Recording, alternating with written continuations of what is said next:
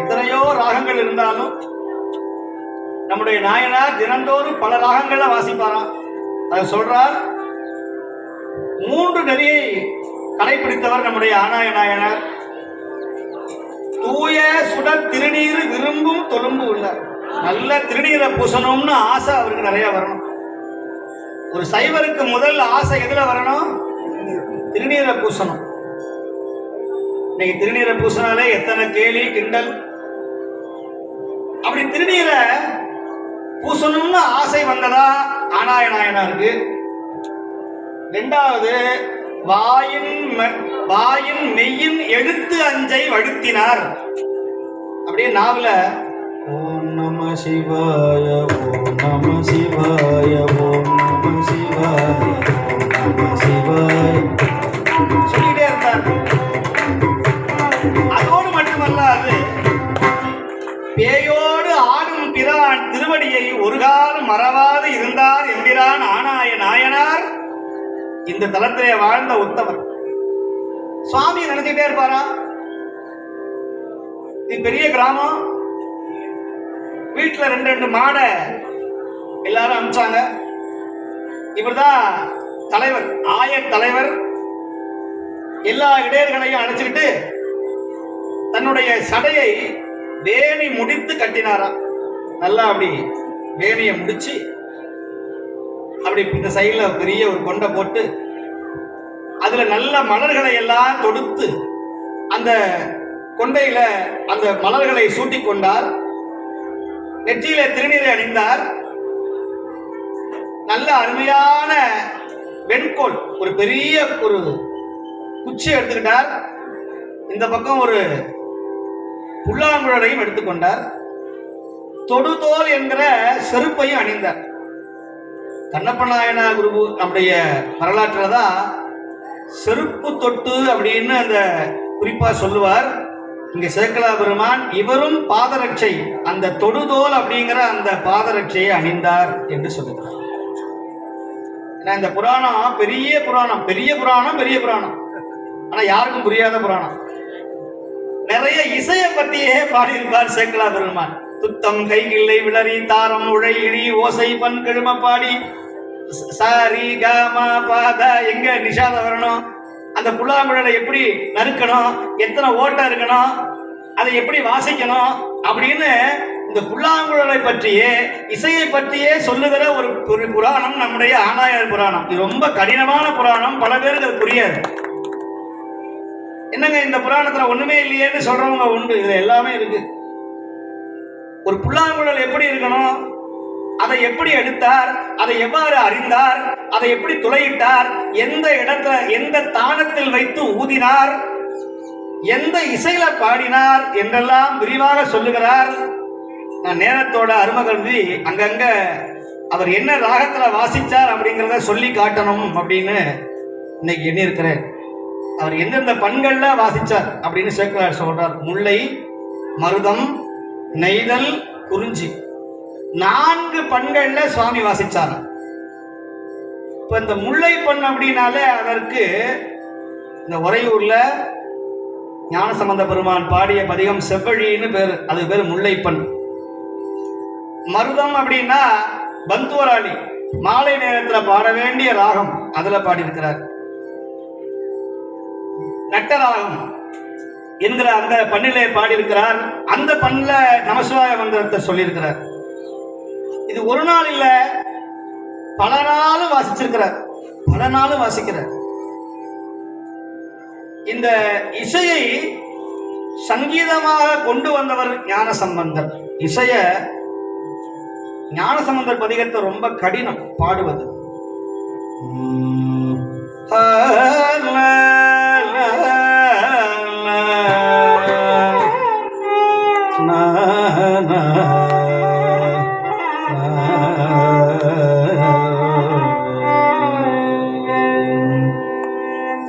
யா மா மா நீ யா மா யா மா மா நீ யா மா மா யா மா மா நீ யா மா மா யா மா மா நீ யா மா மா யா மா மா நீ யா மா மா யா ரே க மா தா நா க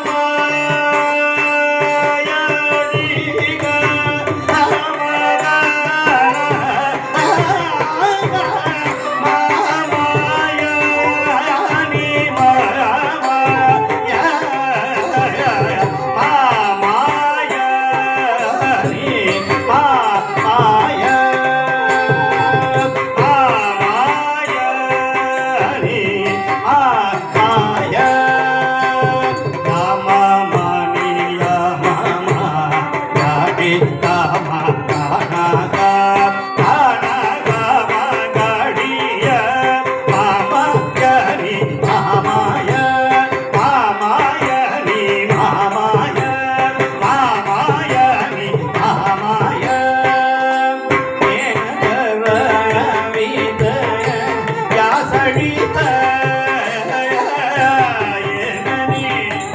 எனனி ஆயுழிக தாழி மூல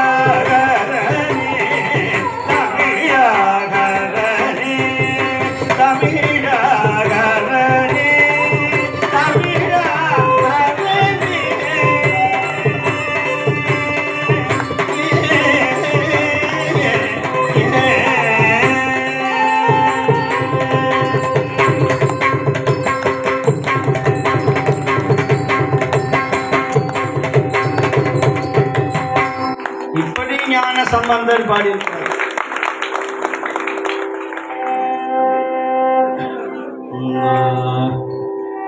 வானை காவல் வன்மதே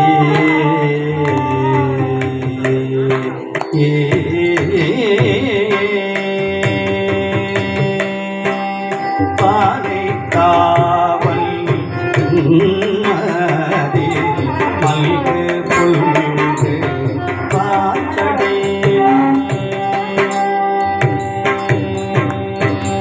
வானை காவல் மதி மல்கு புல்கு பாச்சடை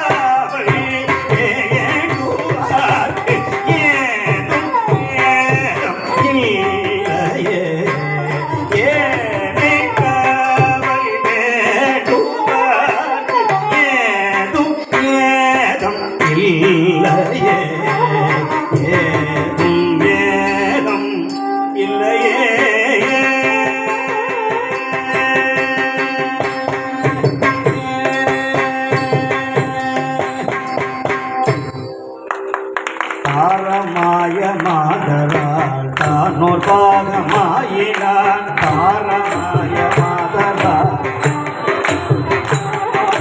தாரமாய மாதரா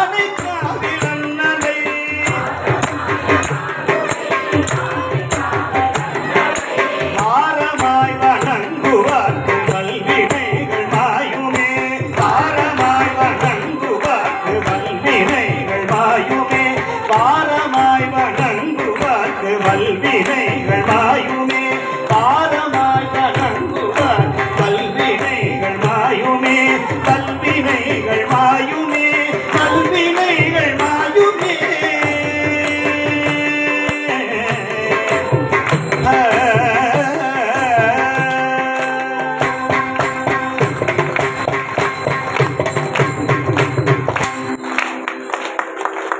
இந்த மாதிரிதான் பேய்கள்லாம் தட்டி வாசிச்சு ஆடியதான் திருவாலங்காட்டில்.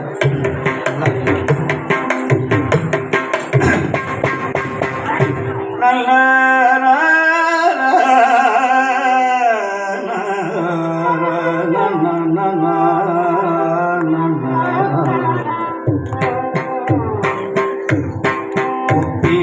இல்ல வந்தைகள் கூடி ஒன்றினை ஒன்றடி தொக்கடி ஒன்றினை இல்ல வந்தைகள் கூடி ஒன்றினை ஒன்றடி தொக்கடித்து ஒன்றினை ஒன்றடி தொக்கடித்து பத்தினை இட்டு பகண்டையாடி பத்தினை இட்டு பகண்டையாடி பாடிடும் நல்லறியாழ் அமைப்ப பாடிடும் நல்லறி ஆளமைப்ப அப்பனை அணிதேறு ஆலங்காட்டுள் அடிகளை செடி தலை காலை காட்டே செப்பிய செந்தமிழ் பத்தும் வல்லார் சிவகதி சேர்ந்தின்பமேதுவானே சிவகதி சேர்ந்தின்பமேதுவானே சிவகதி சேர்ந்தின்பம் சிவகதி சேர்ந்தின்பமேதுவானே சிவகதி சேர்ந்தின்பம் ஏதுவானே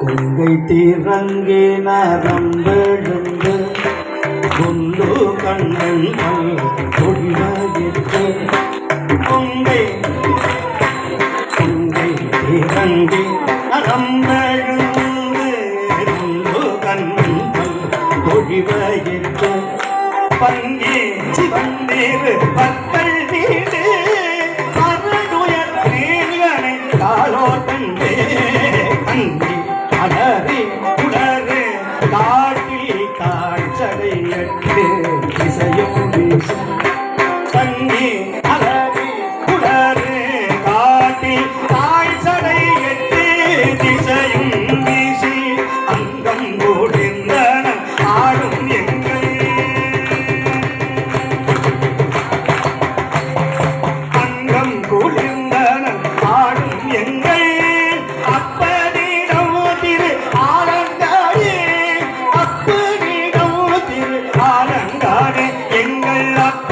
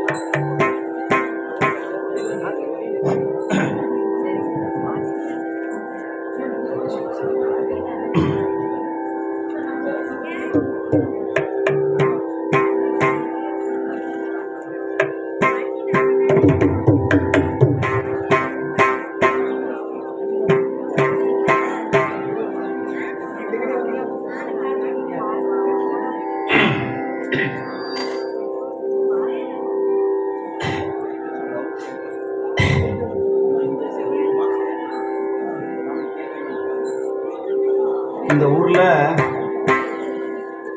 எத்தனையோ பெரிய மகான்கள், பெரிய பெரிய ஓதுவா மூர்த்திகள் எல்லாரும் வந்து பாடிய இடம் இந்த மண்டபம், இந்த சபை. இன்னைக்கு திருவாசகம் அப்படின்னு சொன்னாலே திருத்தணி சுவாமிநாதனை மட்டும்தான். அவர் மாதிரி இன்னைக்கு யார் பாட முடியும்? அவர் இந்த ஊர்ல இருந்து பணி செய்தவர். இன்று கூட காலையில வந்து அவர் திருவாசகத்தை பாடிவிட்டு சென்றார்.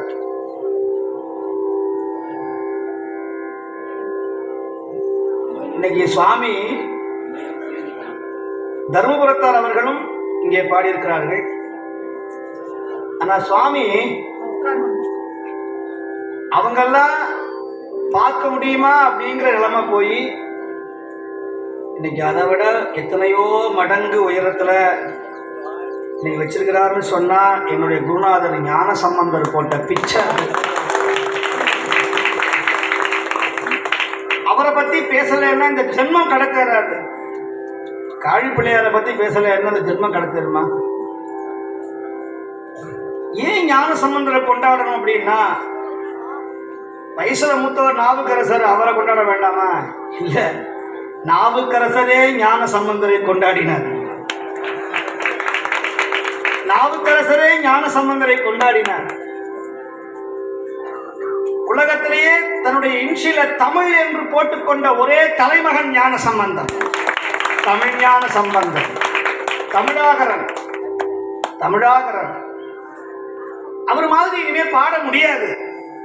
அருணகிரி சுவாமி சொல்றார், பூமி அதனில் பிரபுவான புகழியில் வித்தகர் போல அமிர்த கவி தொடைபாட அடிமைதனுக்கு அருள்வாயே முருகா என்று கேட்கிறார்.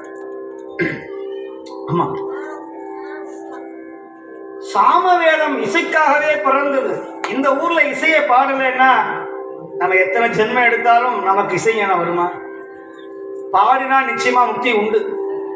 நான் மீண்டும் சொல்றேன், பண் தெரிந்தாலும் பண் தெரியாவிட்டாலும், ராகம் தெரிந்தாலும் ராகம் தெரியாவிட்டாலும் பாடுங்கள், ஆடுங்கள், பரமனை வழிபடுங்கள். ஆடுவோம், பாடுவோம், அரற்றுவோ என்று சொன்னார். எனக்கு ராகம் தெரியாதுப்பா, பரவாயில்ல. உங்களை மாதிரி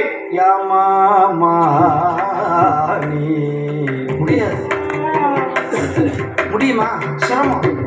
அதுக்கு ஞான சம்பந்தர் கிருபை வேணும், பெருமானுடைய கருணை வேண்டும். ஆனாயருடைய திருவள்ளுவர் இருந்தால் நீங்க பாட ஆரம்பிச்சிடலாம். இன்னையிலிருந்து பாட ஆரம்பிச்சிருவீங்க, நாளையில இருந்து எல்லாம் விட்டு போய் பாட ஆரம்பிச்சிருவீங்க. மெய்யன்பர் மனத்தண்டின் விளைந்த இசை